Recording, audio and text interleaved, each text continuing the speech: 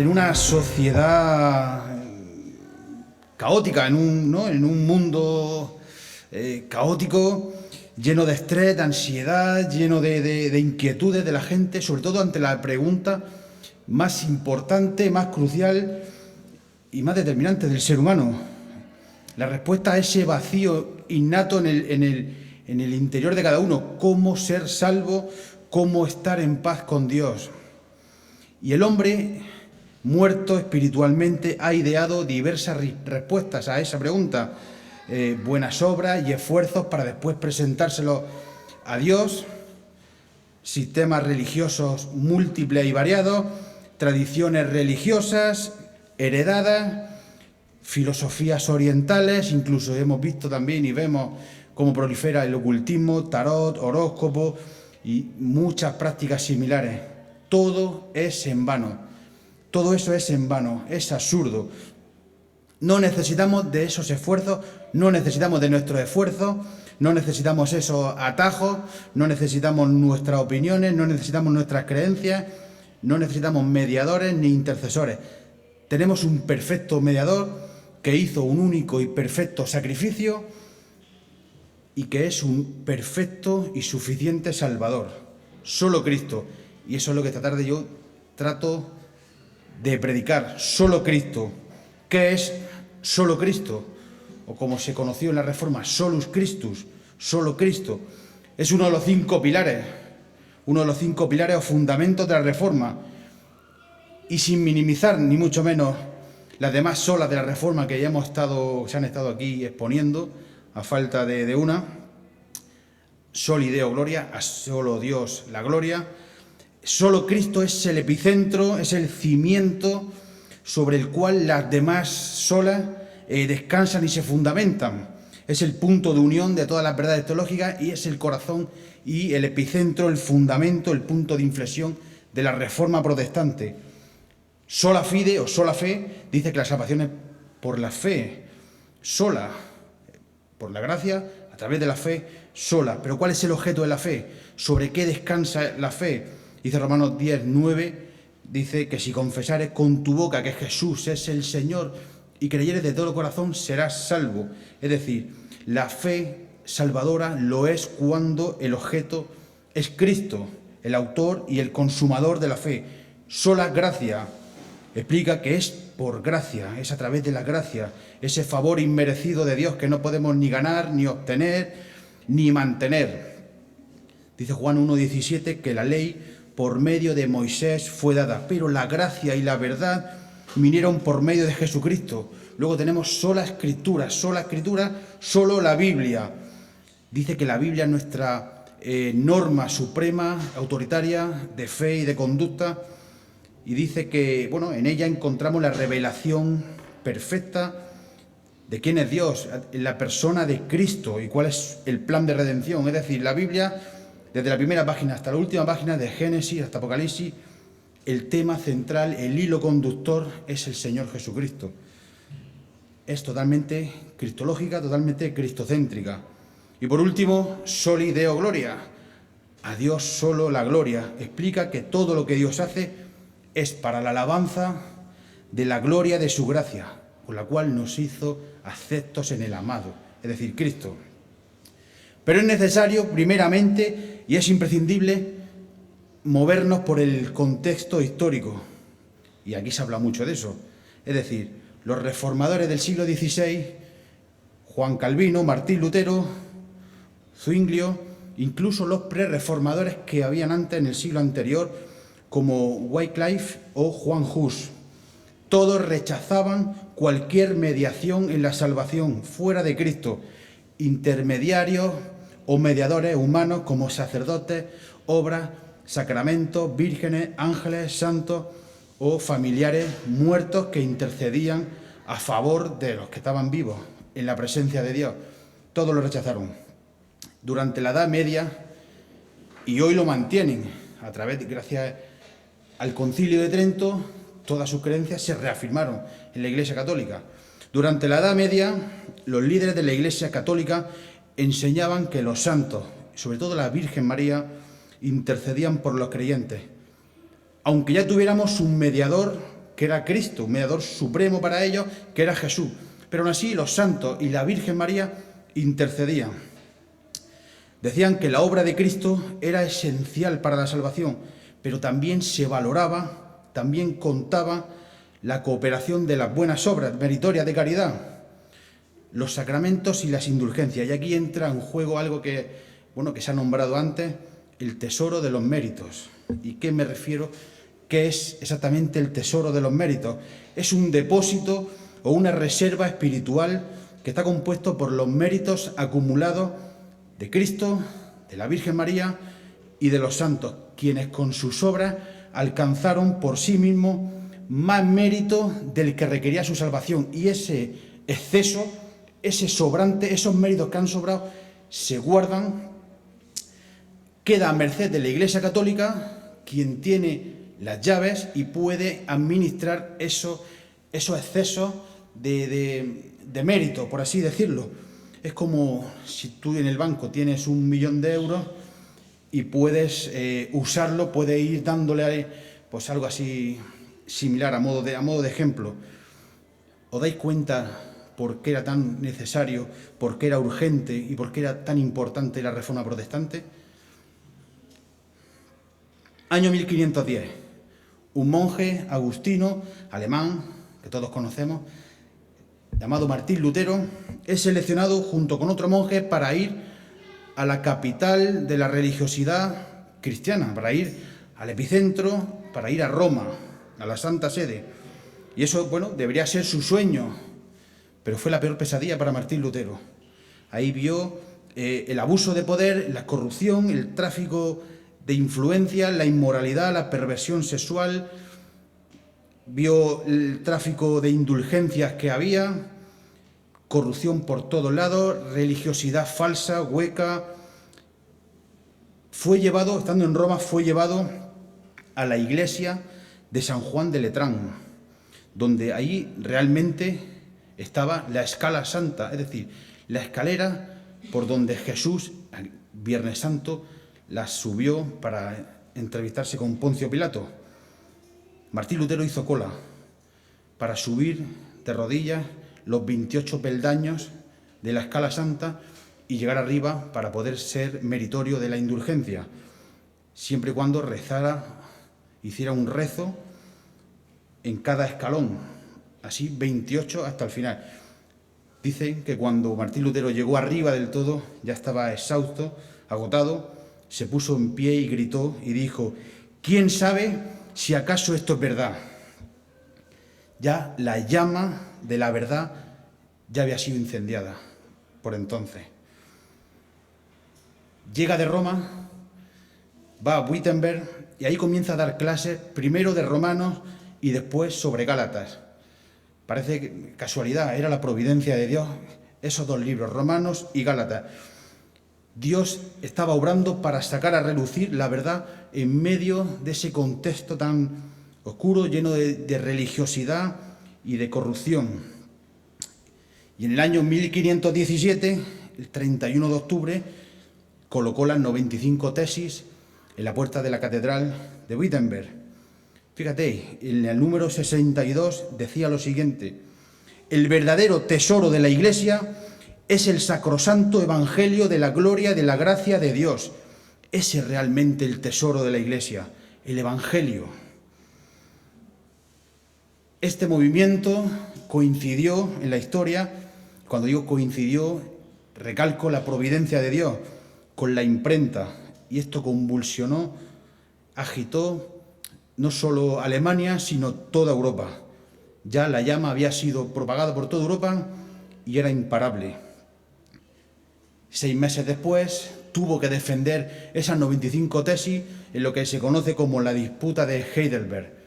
Allí Martín Lutero argumentó sus tesis y dicen que fue, por así decirlo, el pináculo de su teología, donde allí habló sobre Jesús, sobre la cruz, sobre la salvación por la fe, pero realmente la reforma,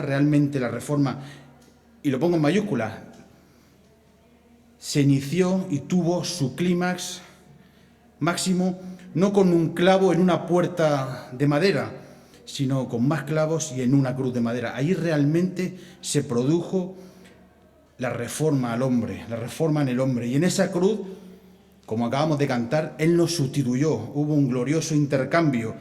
Y cargando sobre sí nuestra culpa, nuestros pecados, Él dijo, consumado es. Ya está todo pagado, ya está todo solucionado, ya está todo solventado, ya está todo cancelado. Y esa frase, consumado es, nos debe dar confianza, nos debe dar certeza y nos debe dar seguridad de nuestra salvación. No podemos añadir absolutamente nada. Es una salvación gloriosa, sublime y perfecta. Consumado es. Es la palabra más importante, más alta, más excelsa, ¿no?, de toda la Biblia. Se trata de Él, de quién es Él y de lo que hizo Él. Jesús es aquel de quien apuntaba esa promesa en Génesis 3:15, ¿no? El protoevangelio, la simiente de la mujer que va a destruir la serpiente. Adán, Noé, Abraham, Moisés, Josué, Jacob, David, Esdras, Nehemías. Todos eran sombras, de alguna manera eran tipos que apuntaban a alguien mucho más grande, perfecto, a alguien mejor que ellos. Ellos fueron libertadores, de algún modo, pero no fue el verdadero y mejor, el perfecto libertador. Algunos de ellos fueron reyes, pero no fue el verdadero y el perfecto rey. Otros fueron profetas, pero no fue el mejor y verdadero profeta. Algunos fueron ejemplos en la ley, pero no fueron el perfecto, el cumplimiento de la ley. Solo Jesús es todas esas cosas desde la eternidad hasta la eternidad. No necesitamos más. Y podría dar muchos argumentos, pero voy a dar 3 argumentos a favor de solo Cristo. Solus Christus, solo Cristo. Número 1, único y suficiente mediador. Bueno, todo el mundo lo sabe, la sociedad así lo dice, la Iglesia Católica se refiere a Jorge Bergoglio como no solamente el Papa Francisco, sino como el sumo pontífice. Y esta palabra en latín, pontifex sumus, significa constructor o hacedor de puentes.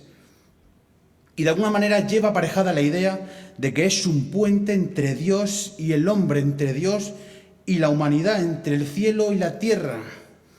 Dicho de otra manera, el Papa Obispo de Roma es considerado humanamente hablando como el máximo mediador entre Dios y los seres humanos, según la tradición católica.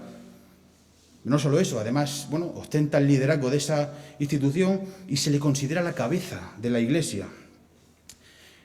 Este sumo pontífice, este ciudadano argentino afincado en Roma llamado Jorge, dijo hace apenas un mes lo siguiente: todas las religiones son un camino para llegar a Dios. Dios es Dios y es Dios para todos. Y todos somos hijos de Dios. La he leído de forma literal.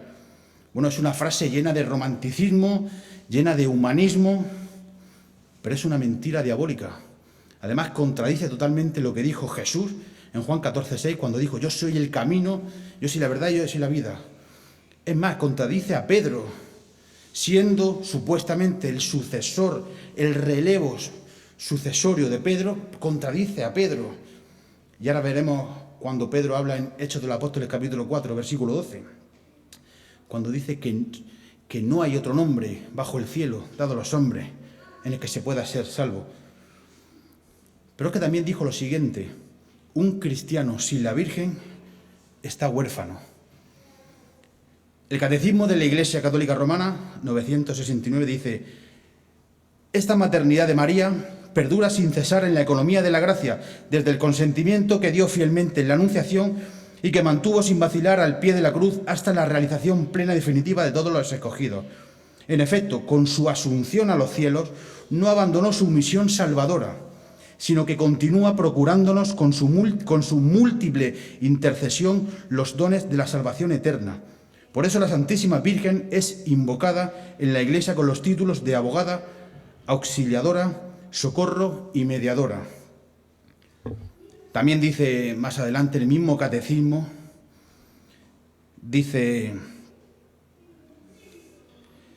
porque nos da Jesús, su Hijo. María es Madre de Dios y Madre nuestra. Podemos confiarle todos nuestros cuidados y nuestras peticiones.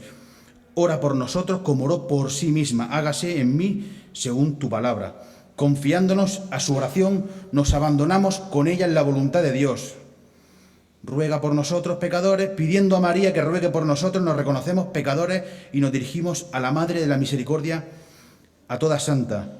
Nos ponemos en sus manos ahora, en el hoy de nuestras vidas, y nuestra confianza se ensancha para entregarle desde ahora la hora de nuestra muerte. Esto es lo que dice la Iglesia Católica en su catecismo. ¿Sabéis qué dice la Biblia? ¿Sabéis qué dijo Jesús? Dice en Juan capítulo 14, versículo 16, dice: y yo rogaré al Padre y os dará otro consolador, para que esté con vosotros para siempre, el Espíritu de verdad, el cual el mundo no puede recibir porque no le ve ni le conoce, pero vosotros le conocéis porque mora con vosotros y estaré con vosotros. No os dejaré huérfanos, vendré a vosotros, no os dejaré huérfanos. Pero no solamente me tengo que ir a la Iglesia Católica, ni mucho menos. Hace pocos años, un famoso líder americano del Evangelio de la Prosperidad, que pastorea tal vez una de las iglesias más grandes del mundo, con casi 20.000 miembros, fue entrevistado en un famoso programa de Estados Unidos de máxima audiencia, un programa de estilo El Hormiguero, por así decirlo. El presentador le dice lo siguiente: ¿qué ocurre si eres judío o musulmán y no aceptas a Jesucristo? Joel Osteen respondió lo siguiente: tú sabes, yo tengo mucho cuidado en decir quién puede o quién no puede ir al cielo, yo no sé. El presentador dijo: si tú crees que tienes que creer en Cristo, ellos, refiriéndose a los judíos y musulmanes, ¿están equivocados? ¿No es cierto? Respuesta de este pastor evangélico: bueno, yo no sé si yo creo que están equivocados o no. Yo creo que Dios puede juzgar el corazón de la persona. Yo tuve mucho tiempo en la India con mi padre. Yo no sé todo acerca de su religión, pero yo sé que aman a Dios. Yo no sé, he visto su sinceridad, así que yo no sé. Fue bastante cobarde. Su respuesta fue: yo no sé y yo no sé. Un supuesto ministro de Cristo en un programa de máxima audiencia con 1 millón de espectadores en directo que lo ve todo el mundo en la CNN, donde le preguntan y no supo ni siquiera defender lo más básico de la fe, no supo defender la verdad, no supo defender a Cristo. Si nos vamos a la Biblia, hermanos, tras la muerte de Jesús, ¿no?, Pedro y Juan son arrestados por predicar de Jesús, por, de alguna manera, atribuir a Jesús la curación de un cojo. Pasan una noche en el calabozo, en una mazmorra, y son puestos ante los líderes, ante el Sanedrín. Y Pedro, lleno del Espíritu Santo, va a dar una declaración clara, rotunda, directa y contundente. Dice, capítulo 4, versículo 12 del libro de Hechos, dice: y en ningún otro hay salvación. En ningún otro hay salvación, porque no hay otro nombre bajo el cielo dado a los hombres en que podamos ser salvos.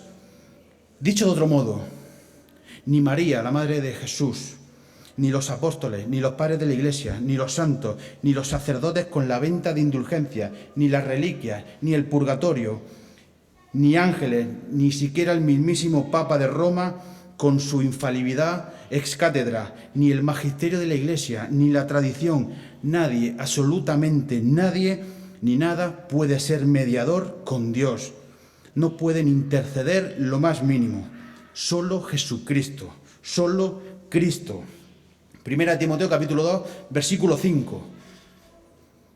Porque hay un solo Dios y un solo mediador entre Dios y los hombres, Jesucristo hombre. Yo creo que es sumamente fácil. Hay un solo Dios y hay un solo mediador entre Dios y los hombres, Jesucristo hombre. No necesitamos nadie más, no necesitamos nadie más. Nuestro mediador es perfecto. Él es el Dios perfecto para los hombres y Él es el hombre perfecto para Dios.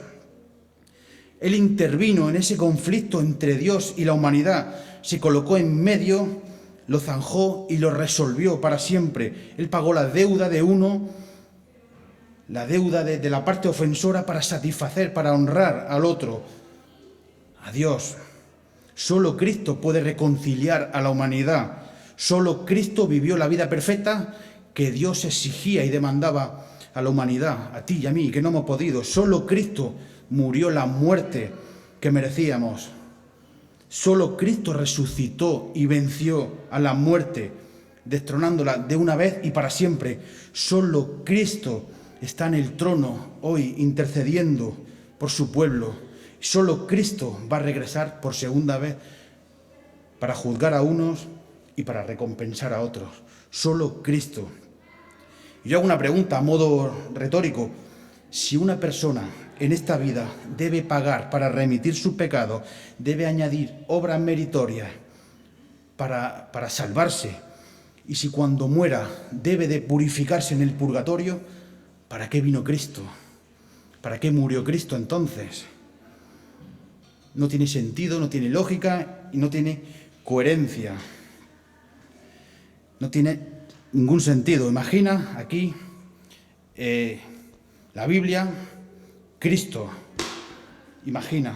Pero también ponemos la intercesión de María, también ponemos los ángeles por aquí, también ponemos las indulgencias, también ponemos la labor de los sacerdotes, también ponemos la misa como actualización y repetición del sacrificio de Cristo, también ponemos la tradición, también ponemos el magisterio, también ponemos la infalibilidad del Papa. Dios, a través de un joven, quitó todo eso y levantó la verdad y levantó las 5 solas. Sola Escritura, sola gracia, sola fe, solo Cristo y solo a Dios la gloria. Lo levantó en alto, lo expuso y sacó de las tinieblas. Pox tenebras lux. Después de las tinieblas, luz. Ese es uno de los lemas de la Reforma. Año 1521. Lutero es excomulgado por la Iglesia Católica, por el Papa, y es llamado a un juicio, a un concilio, a la Dieta de Worms se llama. Un concilio estaba presidido por el emperador del Imperio Sacro Romano Germánico, Carlos V. 80 príncipes, 130 condes, embajadores, toda la cúpula religiosa de la Iglesia Católica de Roma. Y Martín Lutero, que estaba solo, no tenía apoyo dentro, no tenía abogado, no tenía defensor. Le hacen 2 preguntas. Martín Lutero, ¿estos son tus escritos? Sí. ¿Te retractas de ellos? Martín Lutero solicitó 24 horas. Se lo concedieron y se fue esa noche a dormir. No durmió en toda la noche. Estuvo toda la noche en oración. Dicen que fue el Getsemaní, ¿no?, de Martín Lutero. Martín Lutero sí que tenía abogado. Vaya que sí lo tenía. Al día siguiente, a las 4 de la tarde, es puesto delante de toda la comitiva en ese concilio y le hacen la misma pregunta. Martín Lutero, ¿son tus escritos? Sí. ¿Te retractas de ellos? Su respuesta famosa aún retumba hoy. A menos que sea convencido por la Escritura o por razón evidente, no puedo. Mi conciencia está cautiva a la palabra de Dios y actuar en contra de ella no es justo ni seguro. No puedo retractarme. Aquí estoy. Que Dios me ayude. Amén. Dios levantó a un monje para sacar el Evangelio de en medio de tanta religiosidad y levantarlo en alto. Se adulteró el Evangelio, se comercializó con la gracia de Dios. Y aunque suene fuerte, se prostituyó la cruz. Y Dios no lo permitió. Número 2, único y suficiente sacrificio. Hermano, hay un día que es solemne, que es especial, que es sumamente importante para los judíos. Está marcado en rojo en su calendario. Es el día más santo, el día más sagrado, el día más solemne. Es el día más importante en el calendario judío. Una vez al año el sumo sacerdote, solamente el sumo sacerdote, hacía expiación por los pecados del pueblo. Es el día de la expiación, el día de Yom Kippur. Durante la semana anterior el sumo sacerdote se iba fuera, se aísla de su casa para estar a solas, en una cámara especial que estaba en el templo, para no tocar nada impuro, ni siquiera que sea por accidente. Le llevaban comida, se bañaba estaba totalmente aislado, estaba preparándose para aquel día. La noche antes se la pasaba orando y leyendo las Escrituras para purificar de alguna manera su alma. Llega ese día, llega el día solemne, entra al lugar santísimo, hace expiación primeramente por sus propios pecados, sale, se baña, vuelve a entrar al lugar santísimo para hacer expiación por los pecados de los demás sacerdotes, sale, se baña, se vuelve a vestir, vuelve a entrar para hacer expiación en favor del pueblo. Así, 5 veces ese día entraba y salía y se cambiaba las vestiduras para realizar esos rituales. Y de alguna manera todo lo hacía en público, ante todos, ¿no? A la vista de todos. Todo el pueblo se agolpaba, el sumo sacerdote era su representante. Todo el pueblo venía a apoyarle. Siglos más tarde aparece, ¿no?, otro sumo sacerdote, el gran y perfecto sumo sacerdote. Una semana antes, de la misma manera, se prepara para ese sacrificio, acude a Jerusalén, va a la capital, al epicentro religioso del mundo, entra un domingo lleno de clamor, de una manera triunfal, cumpliendo así las profecías. La noche antes tampoco duerme. Pero aquí, a diferencia, no viene todo el pueblo a apoyarle, precisamente, sino al contrario, a dejarle, a abandonarle, a traicionarle, a señalarlo, a culparle. Cuando estuvo ante Dios, también lo abandonó. Elí, Elí, lama sabactaní, Dios mío, ¿por qué me has abandonado? No iba vestido con lino fino, iba desnudo, lleno de sangre, y llevó sobre sí, cargó sobre sí nuestra maldad y nuestro pecado y toda nuestra culpa. Como profeta, Él es mejor y más grande que Moisés. Él habla al pueblo de parte de Dios. Él es Dios mismo hecho carne. Como rey, Él es el perfecto y el verdadero. Él es mejor que David. Él es el rey cósmico de toda la creación. Y ante Él se van a arrodillar todos y toda lengua va a confesar que efectivamente Jesús es Señor. Y como sacerdote, Él es más grande que Aarón. Él habla a Dios de parte del pueblo. Él es sacerdote, pero también el sacrificio. Y hoy intercede por nosotros. Fíjate lo que dice Hebreos, capítulo 7, versículos 26 y 27. Dice, porque tal sumo sacerdote nos convenía, santo, inocente, sin mancha, apartado de los pecadores y hecho más sublime que los cielos, que no tiene necesidad cada día, como aquellos sumos sacerdotes, de ofrecer primero sacrificios por sus propios pecados y luego por lo del pueblo. Porque esto lo hizo una vez y para siempre, ofreciéndose a sí mismo. Solo a través de la obra redentora de la cruz, solo a través de la obra perfecta de Cristo se puede recibir el perdón y la salvación. El sacrificio de la cruz es una obra completa, perfecta. Es una obra totalmente suficiente y no necesita ni añadir nada, ni mucho menos repetirse, ni siquiera actualizarse. Es suficiente, es efectivo y es seguro para perdonar los pecados pasados, presentes y futuros de su pueblo.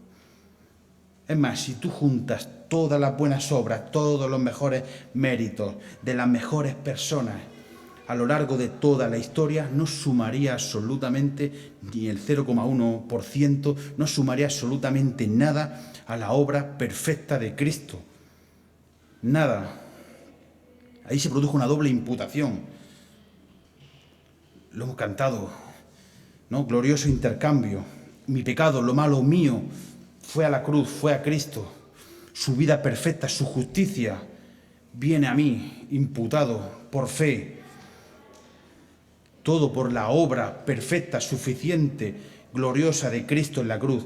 A Él le costó la sangre, le costó la vida.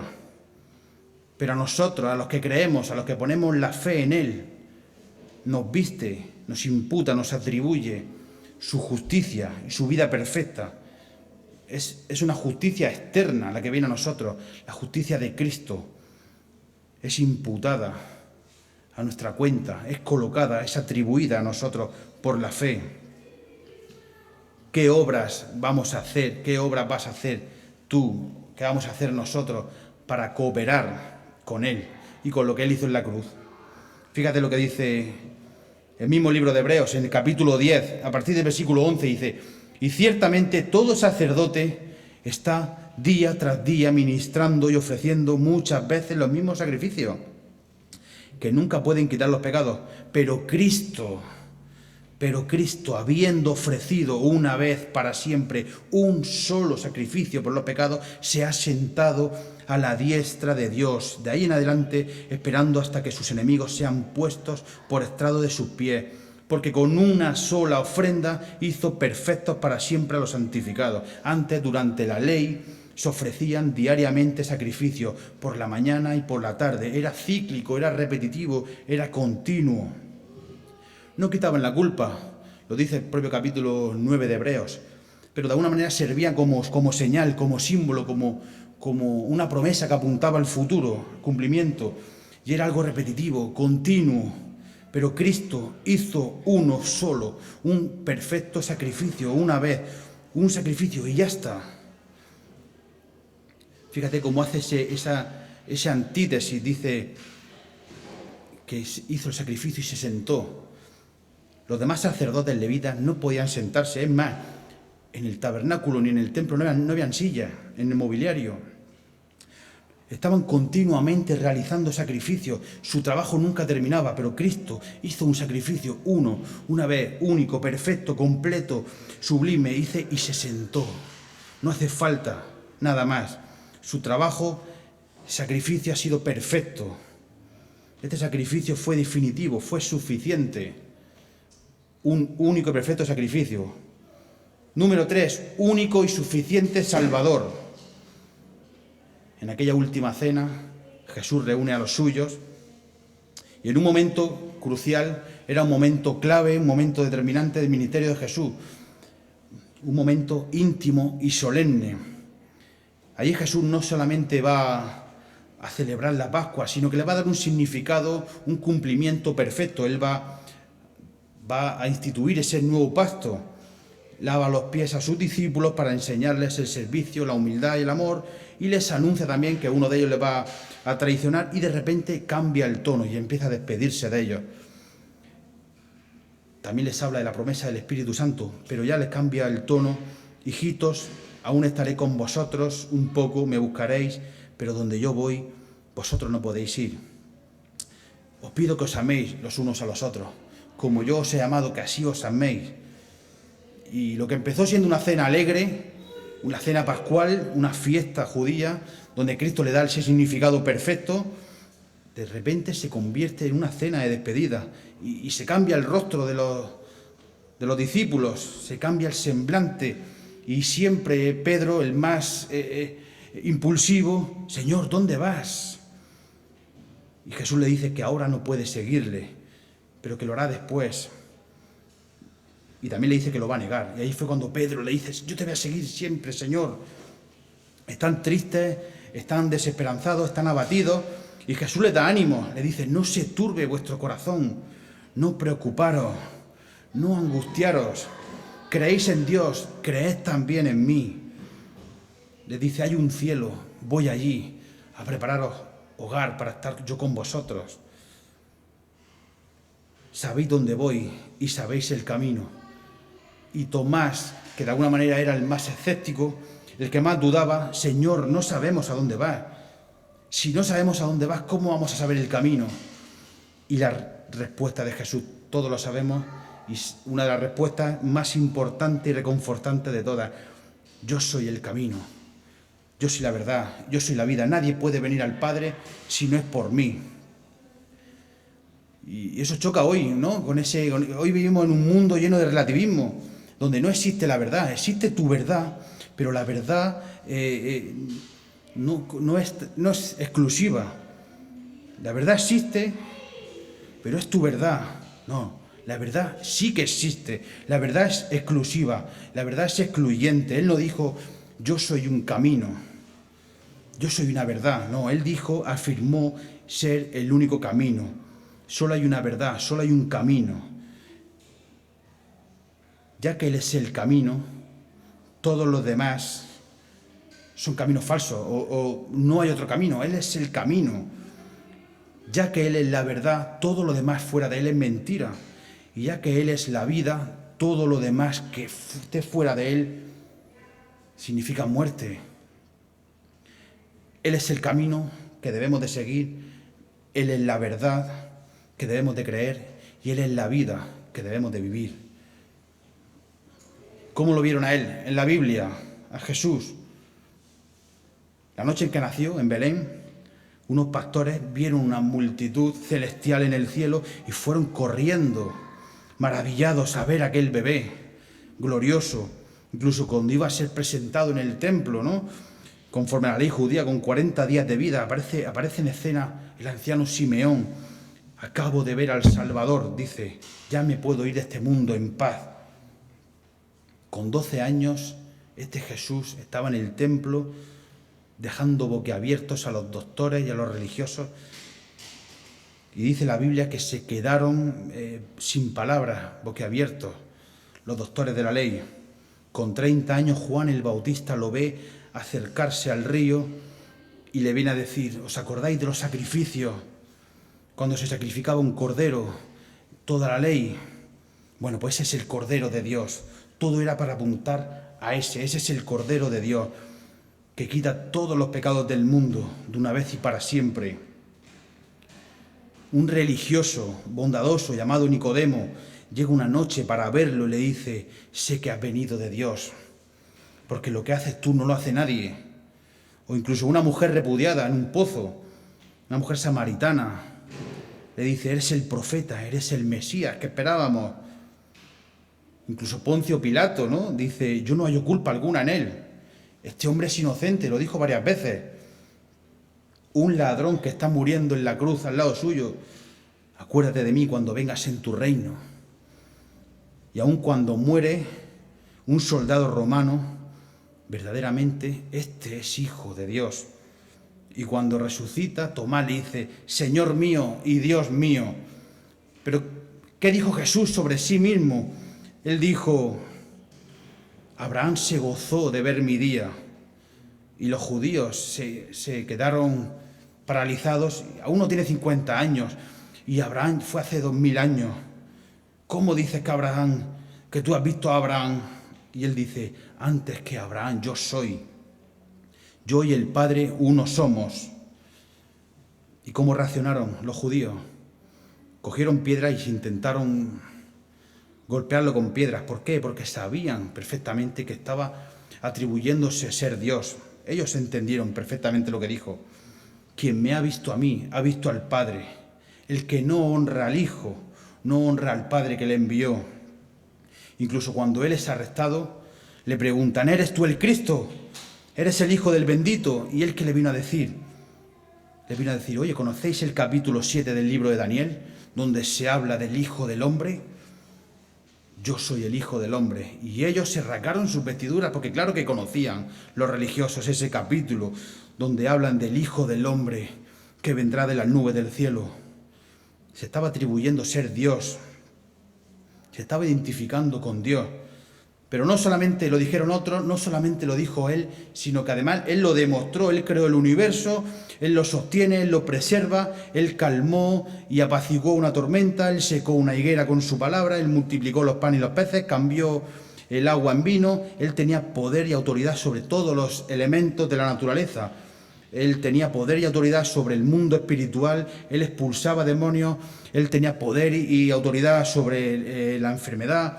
Y Él llega a un paralítico y delante de los religiosos les dice, a ellos le dice, ¿qué queréis? ¿Que lo sane y lo levante o que le perdone los pecados? Pues para que veáis que el Hijo del Hombre tiene autoridad, levántate y vete a tu casa. Y así sucedió. Él perdonaba los pecados, que era algo solamente atribuido a Dios. Él decía a Jesús, decía, Hijo mío, tus pecados te son perdonados. Y los religiosos lo sabían, es blasfemia, solo Dios puede perdonar pecados. Sanaba enfermos, daba vista a los ciegos, levantaba paralíticos, secaba enfermedades al instante, aún incluso cuando no estuviera físicamente a su lado, sino simplemente lanzando la palabra. Y Él recibía adoración como Dios y nunca lo impedía. porque Él es merecedor de esa adoración. Hoy Él nos manda a creer en Él como objeto de nuestra fe. Él va a ser el juez de vivos y muertos. Él tiene el poder, toda autoridad. Él dice, toda potestad me es dada en el cielo y en la tierra. Id y haced discípulos por todas las naciones. Él es Dios hecho hombre. Hermanos, ya para quiero ir finalizando. Debemos tener una total y absoluta confianza en Cristo. Él mismo, esa última noche, como he dicho antes, creéis en Dios, creed también en mí. Dice Colosenses capítulo 2, versículo 9, dice, porque en Él habita corporalmente toda la plenitud de la deidad, todo lo que es Dios en sí habita corporalmente en Cristo, y vosotros estáis completos en Él. Él es la cabeza de todo principado y potestad. Vosotros estáis completos en Él. ¿En quién o en qué estamos poniendo nuestra fe? ¿Es Jesús el Salvador y además el Señor de tu vida? Él es suficiente. Él es suficiente para todas las personas, para todos los problemas, para todas las áreas de nuestra vida, para nuestra salvación, para nuestra santificación y para nuestra glorificación final. Por eso tengamos una vida cristocéntrica. Solo Cristo, solo Christus. Y solo Cristo hace un doble llamado. Hace un doble llamado. Si eres creyente, bueno, de alguna manera te invito a que tengas, como acabo de decir, una vida cristocéntrica, ¿no? Y que te prediques el Evangelio día tras día, sabiendo que su justicia, sabiendo que su obra, que su sacrificio, que sus méritos son perfectos. Y no hace falta que tú le añadas absolutamente nada. Y si eres incrédulo, tengo que decirte que estás en enemistad con Dios, que no eres hijo de Dios, eres hijo de ira, dice la Biblia. Y la Biblia te manda que te arrepientas, que te sometas en fe a Cristo.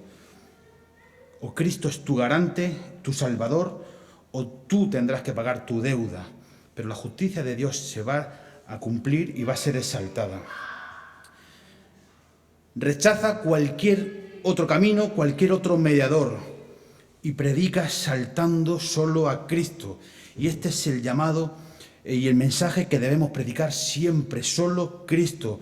Hermanos, hoy la Iglesia trata de ser exitosa, influyente, moderna, práctica, agradable, y por eso su mensaje ha perdido muchísimo pureza, muchísimo poder.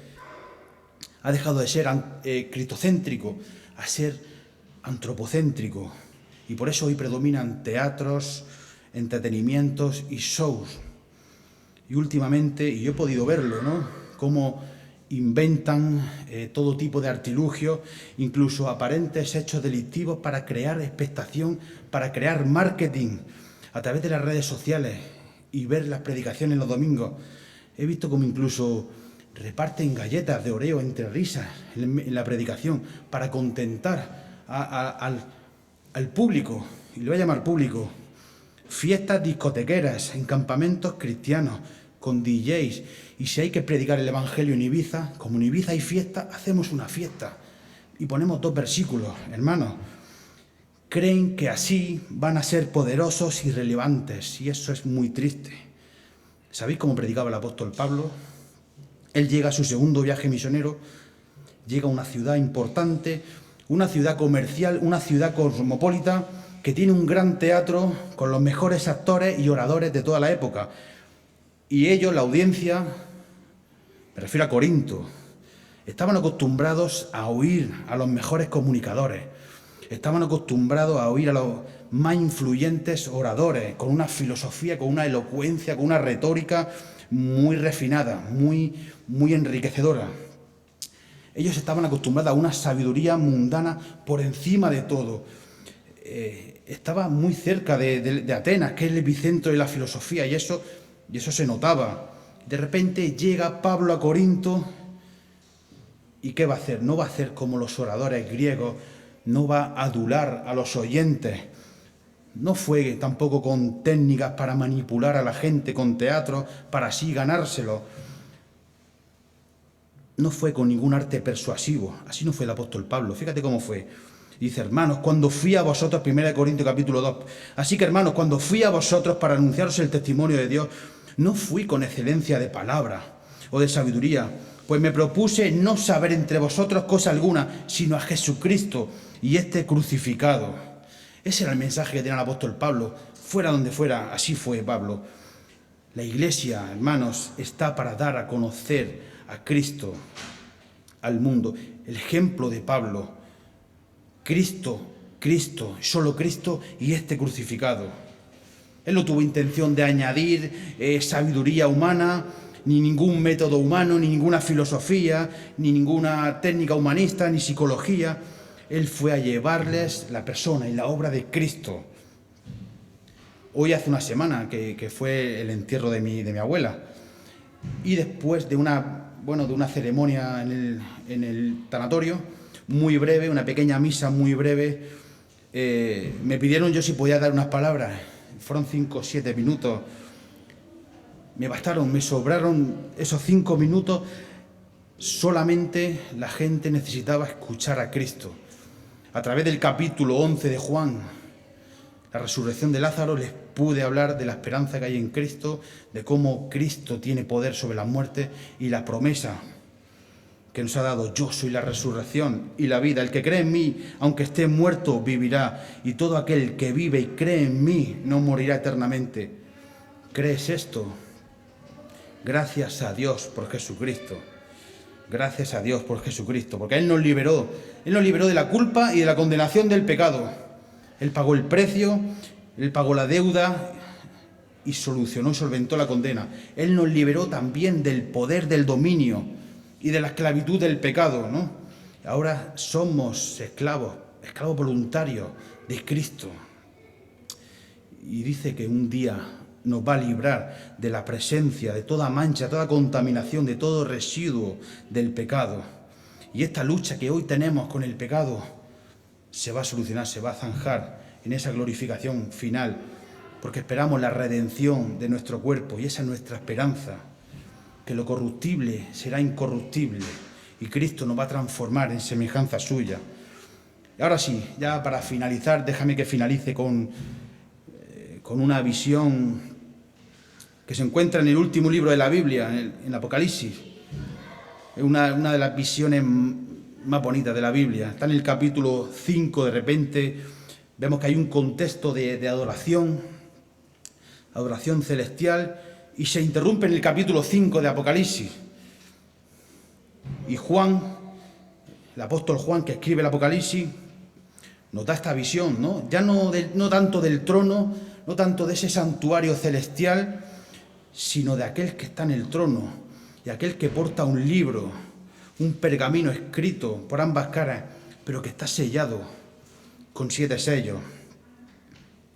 Este libro que vemos en la visión es muy importante, es sumamente importante. Contiene todo el plan de Dios, contiene la revelación de su juicio, contiene absolutamente todos los decretos de Dios. Es el título de propiedad del universo entero, el título que perdió Adán ante Satanás.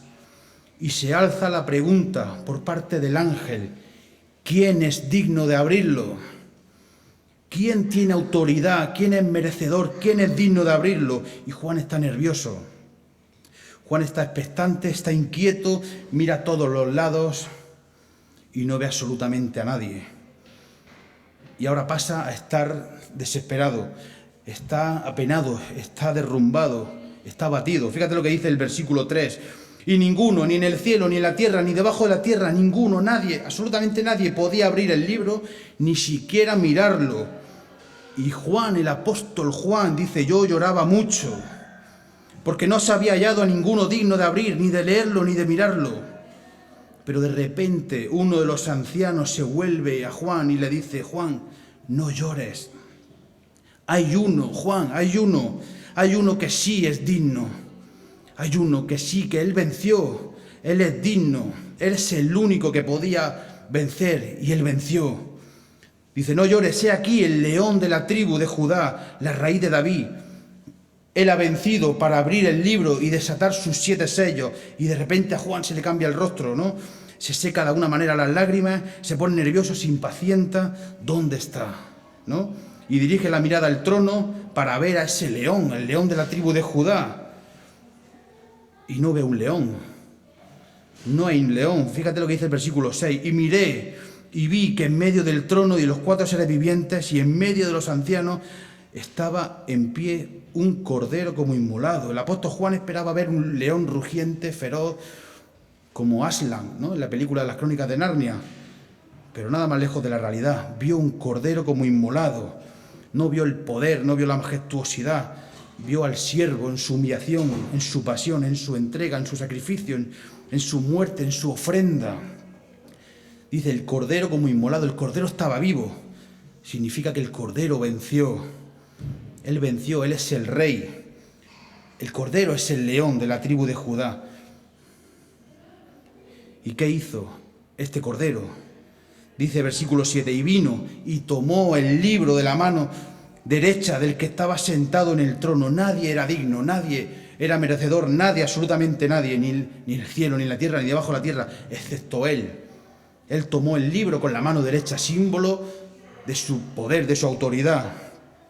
Y en cuanto lo tomó, toda la tierra, toda la iglesia estallaron en júbilo, en gloria, en alabanza, en adoración. Ese era el momento sublime. Dice el versículo 8, y cuando hubo tomado el libro, los 4 seres vivientes y los 24 ancianos se postraron delante del Cordero. Todos tenían arpas y copas de oro llenas de incienso, que son las oraciones de los santos, y cantaban un nuevo cántico diciendo, digno eres de tomar el libro y de abrir sus sellos, porque tú fuiste inmolado y con tu sangre nos has redimido para Dios de todo linaje, de toda lengua y pueblo y nación, y nos has hecho para nuestro Dios reyes y sacerdotes, y reinaremos sobre la tierra. No solo eso, sino aún la corte celestial, aún los ángeles, esos mismos ángeles que cuando nació los vio los pastores, toda la corte celestial se suman a esa alabanza. Todo el universo, toda la creación se suma a alabar a ese Cordero que venció. Fíjate lo que dice el versículo 11, y miré y oí la voz de muchos ángeles alrededor del trono y de los seres vivientes y de los ancianos, y su número era millones de millones, que decían a gran voz, el Cordero que fue inmolado es digno de tomar el poder, la riqueza, la sabiduría, la fortaleza, la honra, la gloria y la alabanza. Y a todo lo creado que está en el cielo y sobre la tierra y debajo de la tierra y en el mar, y a todas las cosas que en ellos hay, oí decir, al que está sentado en el trono y al Cordero sea la alabanza, la honra, la gloria y el poder por los siglos de los siglos. Los 4 seres vivientes decían amén, y los 24 ancianos se postraron sobre sus rostros y adoraron al que vive por los siglos de los siglos. Hermanos, esa es la escena final. Él es el único que venció y el único digno de toda alabanza y gloria. Solo Cristo. Primero como profeta en la tierra, luego tras su muerte como sacerdote, él se ofreció, ¿no?, a ser el sacrificio vivo para Dios, y luego intercede por su pueblo, y tras ascender al cielo está sentado en su trono como rey. Amén. Hola, gracias por ver este sermón. Suscríbete a nuestro canal y compártelo para que te sea de bendición y para los demás. Que Dios te bendiga.